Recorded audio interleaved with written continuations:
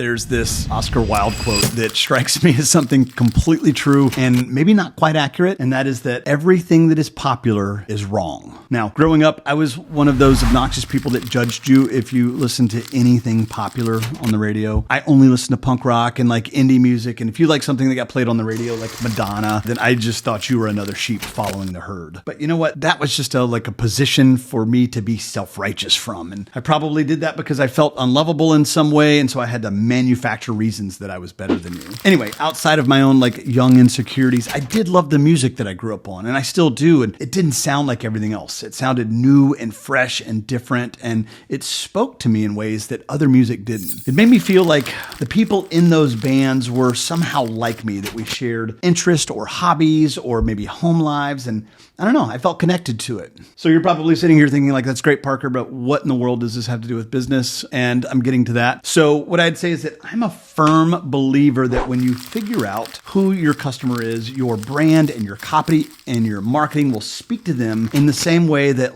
the Bad Brains and the Descendants and the Misfits spoke to me when I was 14 years old. When you know who you are supposed to serve, you will be able to attract them to your company or your products or your services that you offer. Another way of saying this is that if you are publicly as authentic as possible, then you will attract like-minded people. If your website or marketing copy speaks to everybody and is therefore popular, then it kind of speaks to no one in particular, right? And it makes it really hard for your customer to find you. The worst mistake that we can make as entrepreneurs and really any business that has a competitor is to kind of fall into that sea of sameness where nobody can really tell us apart. So yeah, I'm a coach, for instance, and there's millions of those, but I'm also an aging punk rocker, and I'm also an entrepreneur, serial entrepreneur. I'm also a longtime mindfulness practitioner, and I've also been in recovery for 2+ decades, and I'm also an athlete. These are just some of the elements that make me, right? And you are just not a designer or a teacher or a dancer. There's thousands of those. What are the other elements that make you, you? Find those things and talk about those things so that your customer or your audience know exactly how to find you and they can join you. It's tempting to want to be popular and get radio play, right?